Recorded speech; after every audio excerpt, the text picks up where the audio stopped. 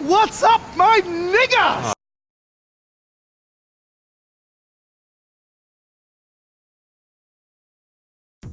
What is going on, guys? Jalen Peaches here, aka PeachTube, and I am here with another video. And this video is my fantasy draft for the 2019 WWE Draft. I'm not saying they're having one, I just want one. And with SmackDown moving to Fox, it seems kind of inevitable at this point, and really reasonable that they should definitely do it. So without wasting any time, I'm going to get into the video and get into not the picks first, but I'm gonna sort out the championships for the roster first. Now, let me address the elephant in the room. At the bottom, crossed out with the X, I have the women's tag team titles. I don't like these. I've never liked these from the start. I thought it wasn't a smart idea to bring these in to the WWE because it's just, they could barely manage two women's divisions. Why would you bring in tag divisions? You see how they're barely used on TV. Sasha and Bailey, barely utilized. The Iconics won them, barely utilized. Very recently, fuck, it's Tuesday as I'm making this part of the video. Yesterday night, Alexa Bliss and Nikki Cross won them, and I'm not very optimistic about that reign. I don't even like the pairing. What did they do to Nikki Cross? But anyway, elephant in the room out of the way. Women's tag team titles, getting the axe, getting rid of them. Now, on Raw, we're getting rid of the Universal Championship as well. I don't think anybody cares if I did that. And we're replacing it with the beautiful big gold belt, the World Heavyweight Championship, the belt everybody loves, the belt a lot of people want to return. I'm not sure everybody, but I know a lot of people would just welcome this beautiful, sexy thing back on the television, looking at it every other week, every week. I don't care. We all love it. Bring it back. And the major title for SmackDown Live will remain the WWE Championship.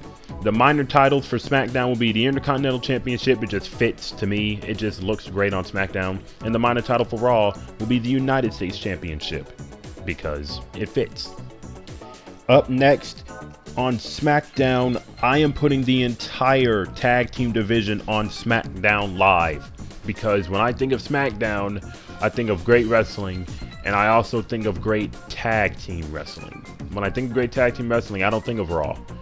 And I just think the tag team division would benefit greatly if it was just on one brand. Don't separate them. We can build them all up together. And we want to, it would just be better if it was just on one brand. And I think SmackDown Live with just a tag team division would be great. And on Raw, we are putting the cruiserweight division back on the Red Show.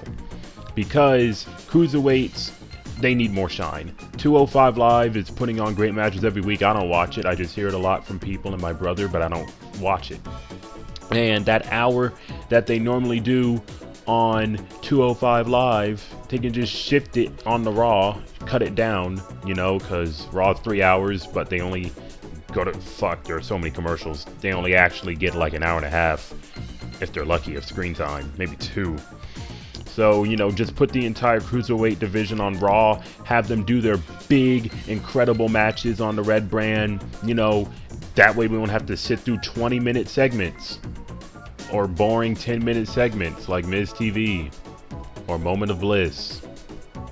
You know, no, I don't want to sit through that anymore. I'd rather have a 20-minute cruiserweight match than a 20-minute segment that I don't care about. Like, who wants to sit? What would you rather do? Sit and watch Shane McMahon run his mouth for 20 minutes or watch cruiserweights? Exactly. And on Raw as well, the entire women's division will be planted on to Monday Night Raw to fill the 3-hour void. And that way, we don't have to worry about two women's divisions because, let's be honest, they were doing a poor job at managing that in the brand split. So just put all the women on one brand.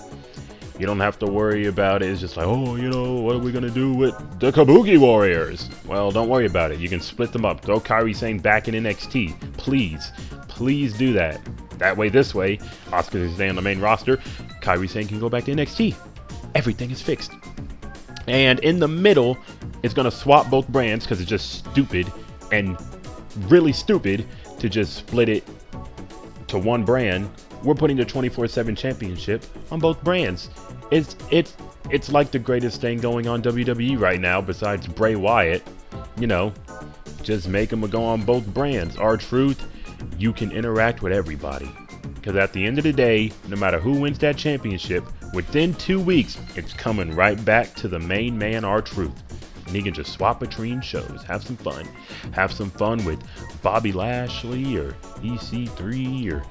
I don't know why I said Bobby Lashley. He's gone. He's not even on television right now. You just run him off, you know, not giving him anything to do. But anyway, I'm sorry this took a while. This probably was all pretty self-explanatory. But yes, these are the championships. I see them here. This is where I'm putting them. If you agree, ha. If you disagree, ha. You know, we all have our opinions. But yeah, this is just my opinion where I think the championship should go. And this next part, I'm going to try to make it as quickly as can. I will be telling you all the respective GMs and commentators for each show with 1 to 3 sentence explanations, because that doesn't require much explanation. The GMs for Raw and SmackDown. Raw will have Kurt Angle, because I honestly enjoyed Kurt Angle as GM before, you know, they ruined that with Constable Corbin. And SmackDown will have good old Teddy Long, because we could all use a little bit of more Teddy Long in our life.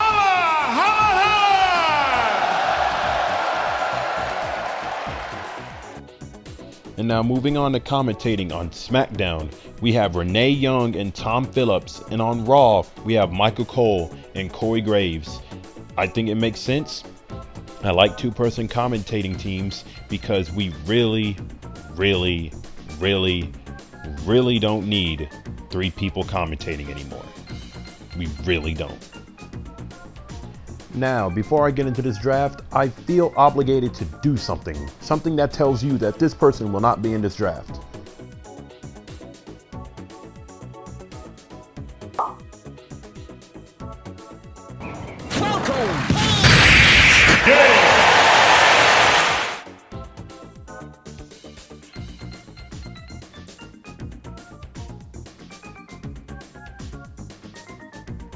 And with the first pick, SmackDown selects the big dog Roman Reigns to stay on the blue brand. But let's be honest, he was multi-brand since the wild card rule.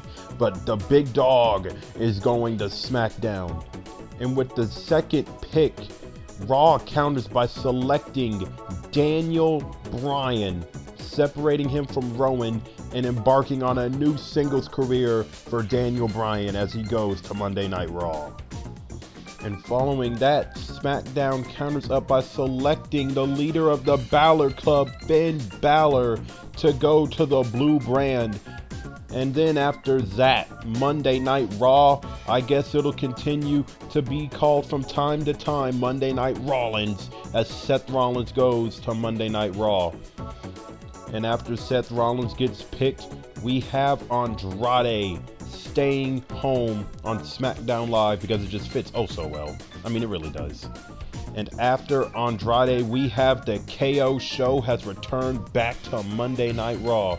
Raw is Owens once again. And then up next after that, SmackDown selects the monster among men, Braun Strowman, going to SmackDown. And then after that, Raw selects the Fiend, Bray Wyatt, to come home to Monday Night Raw. And you know the Fiend is going to cause some havoc on the red brand. And after Bray Wyatt gets selected, SmackDown counters with Aleister Black, as Aleister Black is now a member of Team Blue. And up next, he hasn't been on there in so long, but he's back. Randy Orton is going to Monday Night Raw once again. The Viper is now going to be striking RKOs out of nowhere on Monday nights. And after that, SmackDown picks Sami Zayn to go to SmackDown. Please just let this man win a title sooner or later. Like, for God's sakes, it's been so long. NXT seems so long ago. I mean, it was. It seemed like it was yesterday, but jeez, I feel so bad for you, Sami. But anyway, after Sami Zayn, Raw selects Ricochet, the high flyer, to stay on the red brand. And after that, SmackDown selects the Scottish psychopath Drew McIntyre to go to Monday Night Raw. I know I put Roman and Drew on the same brand. I'm sorry. But let's just not think about that feud for a while. Or Shane McMahon. Let's just focus on the rosters. And after that, after Drew McIntyre gets picked, I am sick. Raw selects Lars Sullivan. We know he hasn't been seen on TV for a while. We all know why. Let's just ignore it and focus on the brands. And after Lars Sullivan gets picked, SmackDown selects the Samoan submission machine, Samoa Joe. Samoa Joe staying on SmackDown. He really was a part that made SmackDown so great. The first part of like 2019. Him, Daniel Bryan, Jeff Hardy, Randy Orton, Mustafa Ali, AJ Styles. Oh, it was all so great. All so great. Then they went and ruined it. And after Samoa Joe gets picked, Raw selects Ali to go to the Red brand and rejoin the Cruiserweight division on Monday Night Raw. And after that, Cesaro gets picked up by Team SmackDown, finally leaving the Red brand because it's been far too long. I mean, for a singles run, that is. Get that WWE title, Cesaro. And after Cesaro gets picked, Raw selects Rusev. Let's be honest, he's leaving. He's leaving by the end of the year. Or by next WrestleMania. Whichever one is going to happen, is going to happen. But anyway, after Rusev gets picked, SmackDown selects the man who should be treated way better, EC3. What do you got? I'm not going to get into this. I'm a huge EC3 fan. I'm passionate, but I'm not going to get into another EC3 rant. I refuse. Like Thanos said, it is not my time. But anyway, after EC3 gets picked, Raw selects the almighty Bobby Lashley. Come back soon, Bobby. I miss you. And after Raw selects the almighty, SmackDown will select one of the faces that made it so great in the mid-2000s, Rey Mysterio. Rey Mysterio staying on SmackDown. I don't even know if he was on SmackDown. I'm honestly, wildcard rule has messed me up in the mid-card division. I can't pay attention anymore. Just don't care. But Rey Mysterio gets drafted by SmackDown. And after Rey Mysterio gets picked, Raw selects Dolph Ziggler. Next, after Dolph Ziggler, SmackDown picks the greatest acquisition to stay on SmackDown, Elias. That's right, he is staying on SmackDown. He's the greatest acquisition in SmackDown history, so it only makes sense that SmackDown keeps him.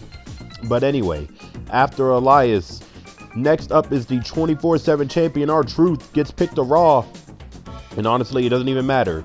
You're the 24/7 champion. You're going to hop between both shows. And you're the best thing in the WWE right now. And after R-Truth gets picked, SmackDown selects Baron Corbin to come back to the brand he was originally drafted by in 2016. Baron Corbin, before he was, bald and not as, accepted by the fans. I like Baron Corbin. I don't like Constable Corbin, but whatever.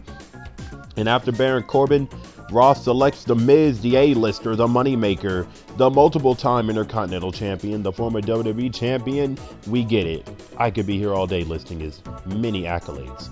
And after that, SmackDown selects the glorious Bobby Roode. Not Robert Roode, Bobby Roode.